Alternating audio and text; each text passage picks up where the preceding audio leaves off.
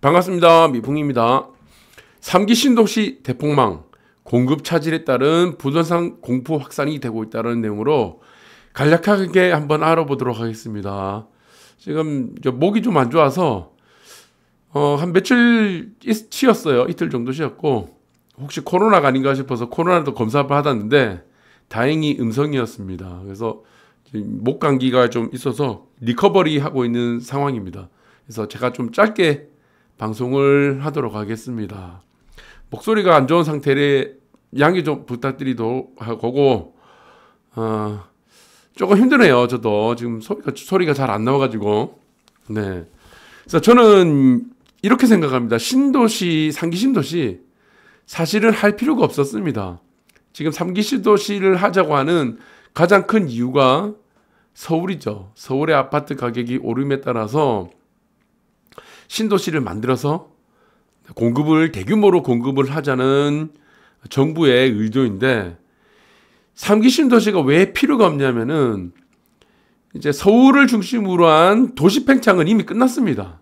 이게 2000년 이전에 끝났어요. 그래서 지금 보시면은 이제 도시가 팽창되면 스프롤 현상이라고 나타나죠. 무질서하게 이렇게 막 나타나기도 하고, 그러니까 정비가 이런 여러 가지 부분들을 이제 정비를 하는 쪽으로 가는 게 저는 맞다고 보는데, 그리고 이제 인구 감소라는 부분들 때문에 팽창 지향적인 것이 아니라 축소 지향적으로 가야 됩니다. 제가 보는 관점은 그래요. 그래서 2기 신도시라는 관점도 서울의 아파트 가격이 올라가는 것을 반값 아파트로 잡아보겠다는 의도였습니다. 네, 그래서 저는 제가 볼 때는 정부 주도를 해서 개발을 한다는 것 자체가 의미가 없는 거고, 차라리 민간을 통해서 국지적으로 대규모 개발에는 국지적으로 공급을 해야 되는 게 맞습니다. 2000년 이후로는 이미 도시 팽창이 끝났기 때문이에요. 이전까지 도시가 팽창하고 있는 상황에서는 아파트 값이 이렇게 양극화가 되거나 크게 올라가는 일이 없습니다. 그다지 팽창되는 와중에. 그래서 2000년 이전까지 도시가 팽창하는 그 과정이 있었죠. 그리고 수도권에서 또 만들어지고 위성도시들이 만들어지고, 이 과정 속에서는 대체제라든가 보완제가 지속적으로 이루어지기 때문에 강남 아파트라든가 강북 아파트, 그리고 주위에 있는 위성도시에 있는 아파트 가격이 큰 차이가 없었다는 겁니다. 그런데 여기서 문제가 된 것은 여러분들이 생각하는 양극화가 되는 시점부터는 언제부터냐? 도시 팽창이 끝나고 나서부터는 양극화가 진행됩니다. 우리가 지금 여러분들이 주식 투자를 하시는 분들을 잘 아시겠지만 초반에 올라가는 유동성 장세에서는 모든 아파트들이 다 같이 올라가요. 그런데 어느 시점에 이르게 되면은 그 유동성이 한계가 이르게 됩니다. 도시도 마찬가지예요. 팽창이 이르게 되면 한계가 이르게 됩니다. 그럼 이제 물이 빠지기 시작하죠. 이 물이 빠지기 시작하면서부터 본실력이 딱 들어가기 시작합니다. 여기서 양극화가 시작돼요. 오르는 아파트는 올라가고 내리는 아파트는 내려가고, 그런 현상들이 나타난다는 겁니다. 그래서 서울 같은 경우는 이미 2000년대 중반으로 해가지고 이제 2000년, 2010년 그까지가 가장 인구가 많았습니다. 그래서 서울 인구는 메가시티라고 하죠. 인구 1000만 이상. 근데 지금 인구 1000만이 무너졌습니다. 근데 왜 아파트 값이 올라갑니까? 여러분들 상식적으로 생각하면은 인구가 증가하면은 아파트 값이 올라야 되는데 서울 인구는 계속 지속적으로 내려가요. 대한민국에서 가장 인구가 많이 감소하는 도시가 서울입니다. 두 번째가 부산이에요. 근데 1대 도시, 2대 도시는 막 달려갑니다. 이유가 있습니다. 물이 빠지고 나서부터는 본게임이 시작되고 인구가 팽창 도시가 끝나고 나서부터 본격적으로 상승을 하기 시작합니다. 그러니까 여러분들이 생각하는 거는 이게 좀 다르게 나타납니다. 왜냐 그러냐? 대체제와 보완제가 없는 거예요. 더 이상 도시가 팽창하지 않기 때문에. 그런데 여기서 3기 신도시를 만든다고 그래요. 그래서 저는 3기 신도시라는 것 자체는 이미 이것을 제가 만든다고 한 시점부터 이거를 폭망한다고 그랬습니다. 반드시 폭망할 수밖에 없습니다. 이게 만들어진다고 하더라도 폭망합니다. 이 도시가 만들어진 3기 신도시가 만들어진 인급 지역의 아파트 값들은 같이 물귀신으로 내려갈 가능성이 굉장히 커집니다. 그래서 서울을 대체를 할 수가 없어요. 이거는 이미 우리가 1기 신도시, 2기 신도시에서 서울 사람들, 강남 사람들 다 속았습니다. 이제 안 속아요. 반값 아파트가 나온다 하더라도 안 속는데 3기 신도시는 반값 아파트 정책이 아니죠. 시가의 거의 80% 이상입니다. 시가를 넘어갈 수도 있는 거예요. 이 아파트 공급이. 그렇기 때문에 여기서는 크게 망할 수밖에 없는 거고, 여기서 공급 차질에 대한 부동산 공급 확산은 실거주를 하기 위한 무주택자들이 청약을 기다리고 있는 사람들이 여기서는 공급 차질이 엄청 생겨야 됩니다. 여기서 선택에 대한 갈등이 생길 수밖에 없어요. 청약이라고 하는 것은, 그리고 신도시라고 하는 것은 일반적으로 가격이 굉장히 다운돼서 우리가 공급이 됐었는데, 그 다운돼서 공급되는 게 아니다 보니까 이제 멘붕이 올 수밖에 없는 거죠. 네, 3기 신도시 청약을 기다리고 있는 사람들한테는. 그래서 저는 엄청난 공포가 확산될 가능성이 크다고 보고 있는 겁니다. 그래서 부동산 공급 대책, 집값 상승만 부추겼다. 집값 상승을 부추겼다고 하는 그 이유 중에 저는 가장 큰 이유가 무엇이냐? 토지 보상입니다. 이 토지 보상이 무한대로 올라갑니다. 무한대로 올라갈 수밖에 없어요. 누가 이 토지에 대해서 투기를 했습니까? 정부죠. 청와대죠. 그리고 LH고 국토부입니다. 그래서 높은 값에 보상을 해줄 수밖에 없는 구조로 되어 있기 때문에, 그래서 저는 이거는 전면적으로 중단해야 된다, 이렇게 보고 있습니다. 그래서 연기된 13만 가구 신규 택지를 보니까 투기꾼들의 먹이가 되는 거예요. 이 투기꾼들이 일반인들 아닙니다, 여러분들. 일반인들은 이걸 투기를 할 수가 없어요. 우리가 농지라든가 일반적인 토지는 일반인들이 절대 접근 못합니다. 이유는 딱 하나죠. 정보가 없기 때문에. 이 정보를 쥐고 있는 사람들이 누굽니까? 네, 우리가 다 같은 조건이다. 그러면은 마켓이, 우리가 시장이라는 이 마켓이 효율적인 시장이라고 그런다면은 우리는 누구 하나가 크게 이익을 보거나 크게 손실을 보는 시장이 될 수가 없는 겁니다. 그런데 이 구조는 상계 신도시라는 이 구조 자체는 시장이 효율화된 구조가 아니었습니다. 이미 정부가 다 투기를 하고, 청와대가 투기를 하고, 그리고 정부 여당이죠. 그리고 뭐 국토부 LH가 투기를 하고 있는 상황이기 때문에 저는 이것을 어떻게 보느냐? 정부의 돈을 눈먼 돈으로 보고 있는 겁니다. 눈먼 돈. 네, 그러니까 정부가 가장 잘 아는 거예요. 정부에 있는 사람들이 정부가 투기를 하다 보니까 애초부터 이거는 정부가 보상해주는 돈 자체를 눈먼 돈이라고 생각한다. 그래서 눈먼 돈은 여러분들이 가장 쉽게 빨아먹는 우리가 투기판에서, 네, 거의 승률이 한 1000%가 아니고 한 10,000%라고 보시면 되죠. 그러니까 투자는 50%가 50%냐 49%냐 51%의 싸움이 되는데, 이 상기 신도시의 투기판은 승률이 10,000% 시장입니다. 승률이 10,000%. 왜? 그 대상이 눈먼 돈이에요. 정부가 보상해주는 돈이기 때문에 이렇게 나타나는 겁니다. 우리가 보시면은 여러분들이 학부형이라든가 학부모들 있을 겁니다. 여러분들 자녀 있는 사람들. 교복 있어요. 여러분들이 학교 다니는 교복도 무상복지로 해주죠. 무상으로 뭐 지원을 해주는데, 그 애들 교복을 보면 그냥 뭐 쌍방울 메리아스 수준이야. 그런데 거기에 입찰받아서 거기 들어가는 사람들은 단가를 굉장히 다 높게 냅니다. 왜? 정부에서 주는 돈이니까, 눈먼 돈이니까. 그러니까 그 교복의 수준 자체는 쌍방울 메리아스 뭐 팬티 브라 정도밖에 안 되는 뭐 아주 저가, 시장에서 가판대 빨아놓는 아주 저가의 품질의 교복인데, 가격 자체는 뭐 보시면은 에르메스 수준이야. 샤넬 수준입니다. 뭐 몇십만 원, 80만 원, 100만 원 이런 식이니까. 그래서 이 논리가 똑같은 게 어떻게 나타나면 상기 신도시라고 보시면 됩니다. 이게 정말 이 투기 장치예요. 저는 이거를 해서는 안 된다고 보고 있고, 그리고 신규 택지 차질 이어서 서울권 택지 물량 축소까지 나오죠. 나옵니다. 그리고 태릉 골프장 이거 1만 가구 공급도 전면적으로 조정이 됐고, 그리고 오세훈 뭐 시장이 나와서 용산 정비창도 다 전면적으로 수정이 되고, 전부 다 근간이 다 무너집니다. 그리고 여기서 보시면은 여기 또 하나가 더 추가되는 게 뭐냐면은 우리 급행열차입니다. GTX D노선 김부선이라고 김포 부천 거기에 검단이죠. 네, 인천 검단 그 지나는 보니까 이것도 이제 노선이 줄어들었습니다. 이게 연결된 겁니다. 그래서 김부선이 GTX D노선이 강남까지 가게 되는 급행열차인데 이게 왜 줄었냐? 이거를 잘 모르시는 분들이 많아요. 왜 줄어드는지를 여러분 아셔야 되는데, 이게 연관된 게 무엇이냐면은 정부의 태릉 골프장입니다. 1만 가구도 이것도 공급이 줄어들고 용산 정비센도 다 줄어드는 겁니다. 그 줄어드는 하나의 하나가 뭐냐면 GTX 노선도 줄어든다는 겁니다. 이유는 딱 하나입니다. 토지 보상을 해야 되는데 돈이 늘어난 거예요. 그 투기꾼들한테 돈을 줘야 되는데 그 투기꾼들이 누구예요? 청와대, 정부, LH, 국토부죠. 직원들. 그 사람들한테 더 많은 돈을 빨리 줘야 되는데 재원에는 한정이 되어 있으니까 어떻게 해야 되냐? 그러면 김포하고 부천 이 사람들은 이제 유권자로서 도움이 안 된다 생각한 거예요. 그래서 이 노선들을 잘라내자. 왜? 재원이 한정됐으니까 그 노선을 강남까지 연결시키다 보면은 돈이 이제 보상해줄 돈이 모자란 거예요. 그래서 이 김부선으로 만들었다.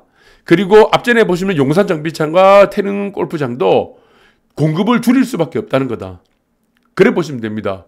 여기서 보시면은 태릉 골프장하고 용산 정비장은 정부 청와대 국토부 LH가 투기를 할 수 없는 땅이었습니다. 여기는. 그래서 여기는 줄이는 거예요.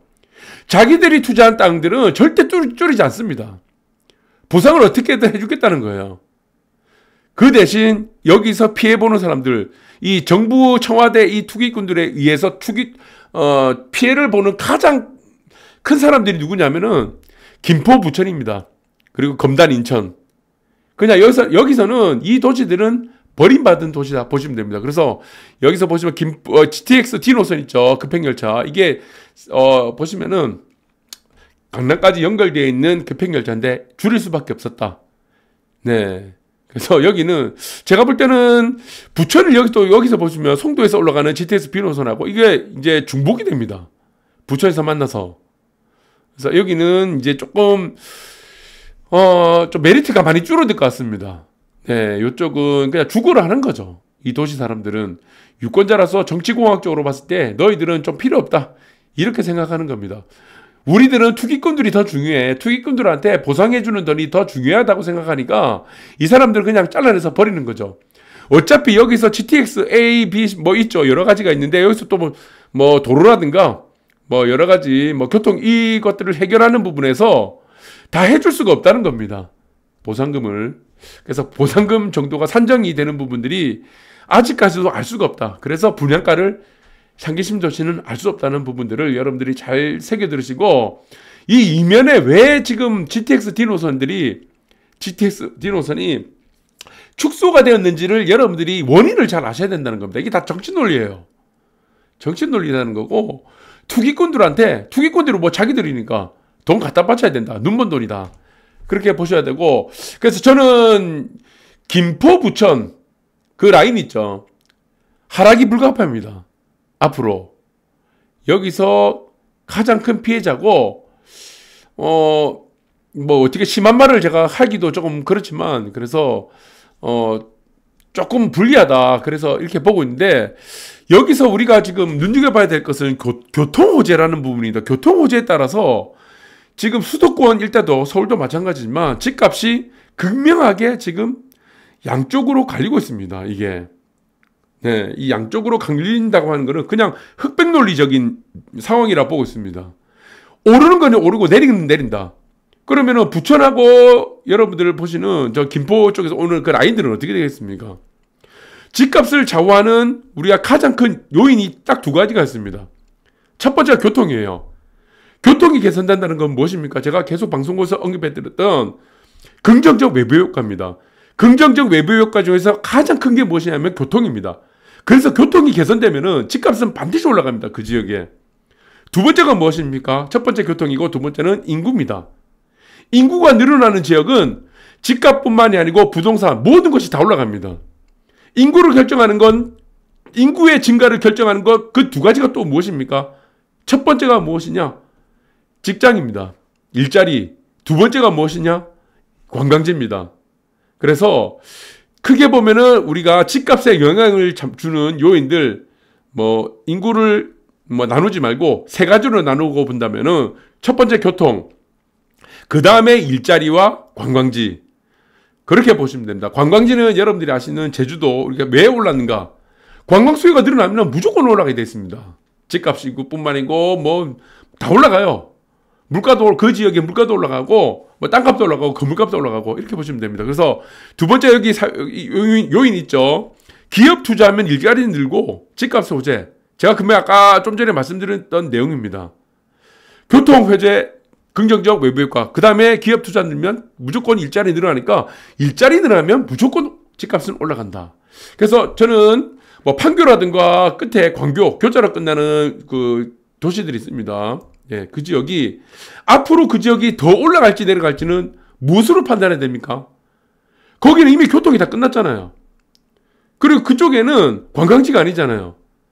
그러면 요인들 하나입니다. 판교가 더 올라갈지 내려갈지 아니면 광교가 더 올라갈지 내려갈지는 그쪽 지역의 일자리가 늘지 않을지에 따라서 그 도시는 앞으로 집값이 좌우된다고 보고 있습니다.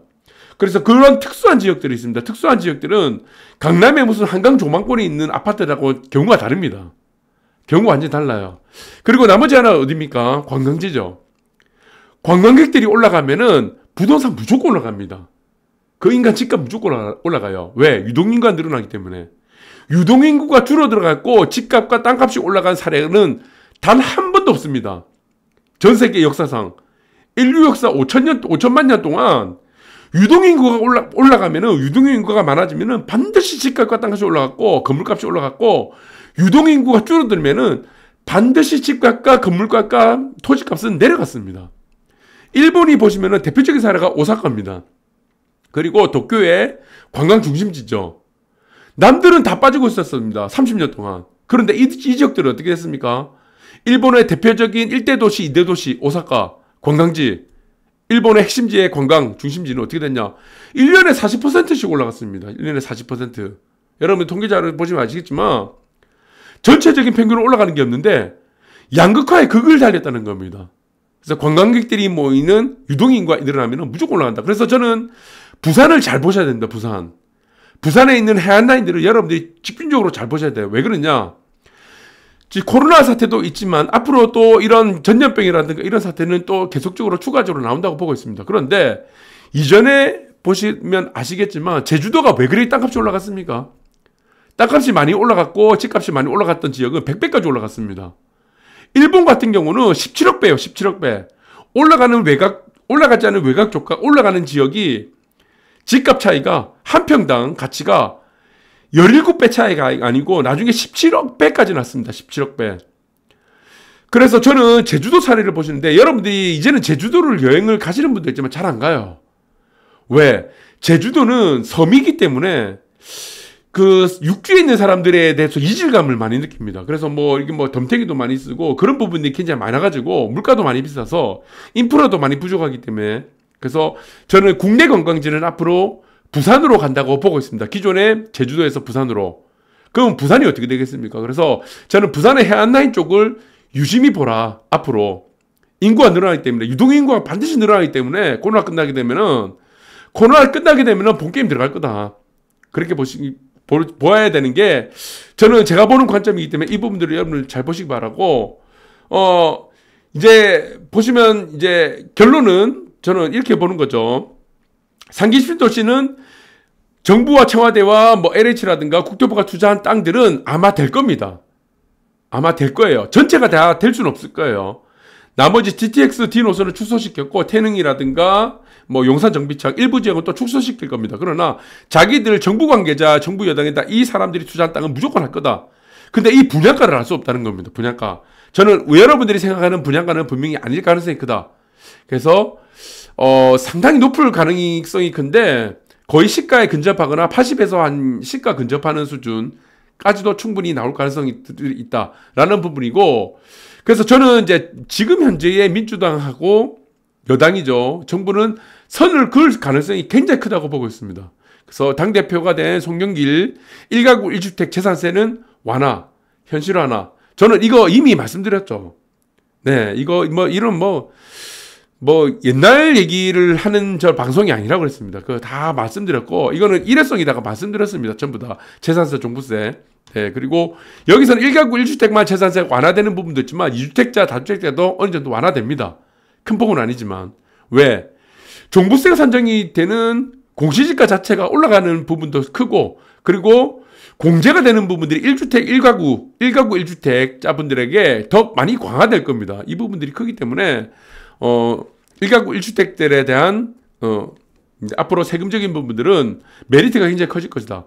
그래서 지금 현재로 보시면은 5분 운선이 지났기 때문에 여기서 좀 잘 모르는 사람들은 뭐 다주택 들어가야 된다고 하고, 제가 이 1주택자를 뭐 전략적으로 어떻게 해야 되는지를 다 말씀드렸죠. 그래서 침체기 때 다주택자로 가야 되고, 이미 시장이 성숙기로 어느 정도 넘어가게 되면은 다주택자가 이래서 불리한 겁니다.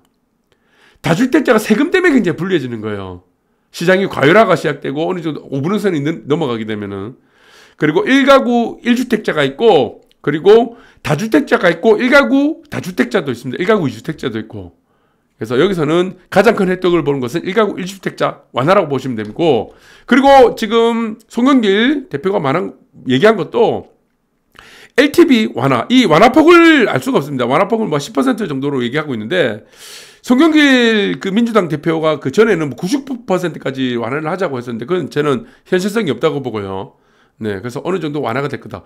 그래서 당 쪽에서도, 민주당 쪽에서도 이제 여기서 얘기하는 거는 세금을 완화하는 부분과 그리고 대출에 대한 완화라는 부분이 있다라는 겁니다. 그래서 이 부분들은 저는 상기 신도시하고 연관이 전혀 없을 거라고 보고 있습니다. 전혀 연관이 없이 얘기하는 것 같아요. 네, 그래서 이런 부분들을 여러분들이 잘 확인해 보시고, 그래서 이 LTV 부분이 완화되는 부분하고 1가구 1주택이 앞으로는 세금과, 이건 일회성이라고 했죠. 올해 지불되는 거는. 그래서 이 지불되는 부분들이 세금을 납부를 해야 되는 부분들이 올해부터 시작되는지는 알 수 없으나, 네, 이것은 저는 이미 이런 부분들이 나오기 전에 이미 다 확정적으로 말씀드렸고, 그래서 여기서는 저는 스탠스를 어떻게 가져야 되느냐. 이미 주택에 있는 사람들은 굳이 뭐 스탠스를 가질 필요가 없는 거예요. 왜? 공급정책 자체가 차질이 빚으니까. 여기서 스탠스가 어떤 스탠스를 가져야 되는지를 중요하게 생각해야 되는 사람들은 무주택자입니다. 무주택자. 그래서 여기서 전략을 한번 잘 짜시기 바랍니다. 오늘 방송 여기까지 하도록 하겠습니다.